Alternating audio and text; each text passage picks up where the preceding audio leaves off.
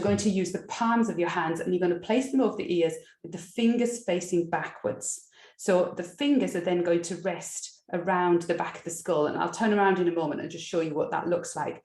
But you need to, when you're doing this, you need to keep the ears closed off, because again, what we're doing is we're trying to cut down on any external sensory stimulation, and just close everything off and just go inside our heads, inside our ears.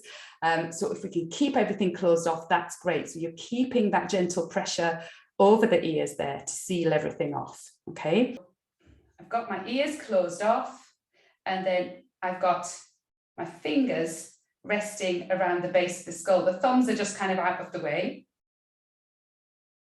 Okay, and so what we're going to do is we're going to have more pressure on the middle finger, so this one. So the pressure is there just around the base of the skull. Don't worry about the ring finger and the small finger, they're not involved. And then the index finger is going to sit just on the middle finger, and we're going to snap it off and onto the skull. Do you see what I'm doing?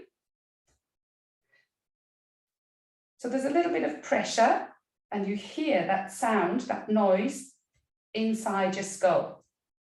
So just have a little practice at that first, because sometimes it's difficult sometimes to coordinate, and I think I'm much better at this with my right hand than my left hand. So just have a little practice. And then what you can also do, just to vary it if you want, is you can alternate. So you can do one and then the other. So that might be something to try as a variation.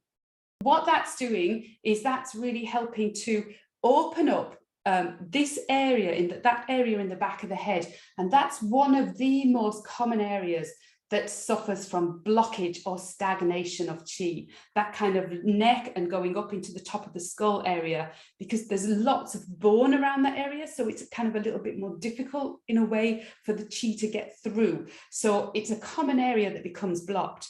And by doing this kind of strumming using the fingers, it's stimulating the flow of chi, of blood and of fluid through the area. So it's really giving a little bit of kind of physical stimulation to that area. And there are lots of acupuncture points around that area as well. So in kind of classical Qigong practice, they call that whole area the jade pillow, which is lovely and poetic, isn't it? It's a really nice description. So what we're doing is we're stimulating the chi flow through the jade pillow area. So I'm going to turn around and you can follow along with me and do it. But again, if you're confident with that movement and what you're doing, I would recommend that you close your eyes, because again, that enables you to go just that little bit more inward. So firstly, get yourself into a nice comfortable position there. And we're going to just calm the mind with a few abdominal breaths to begin with. And then we'll do 3 repetitions of 12. Just sitting and relaxing the shoulders, tucking the chin back towards the throat. So really creating a little bit of openness in the back of the neck area already. So you don't want the head to be tilted or the chin to tilt upwards, because you can see already that causes a blockage, that causes everything to become squashed in this area. So tilt the chin down and then draw it back towards the throat, and then think of drawing up here in the back of the neck area. So you've got lovely length in the back of the neck already. 3 abdominal breaths now.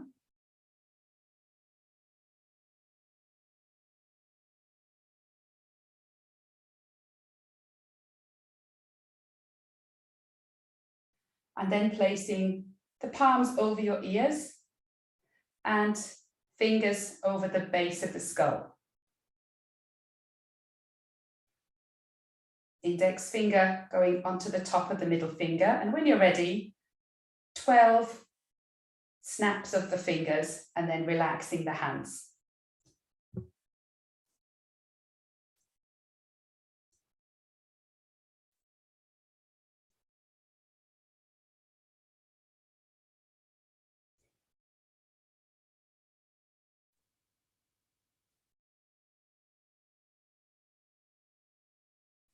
And breathing, keeping the eyes closed.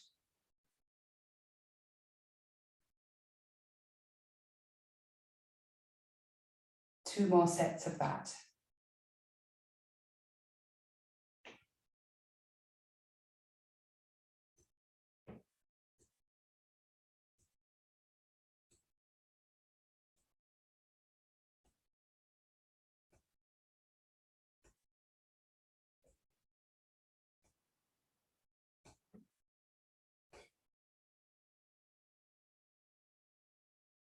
Keeping the shoulders relaxed.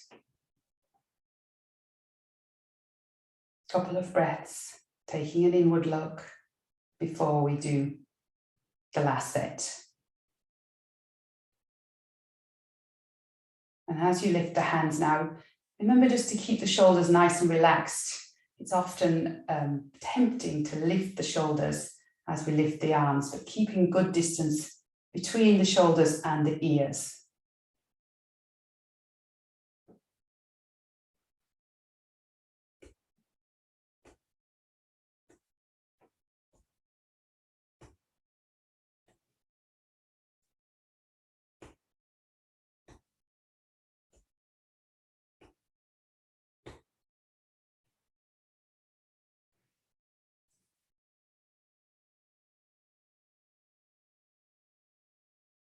Few abdominal breaths.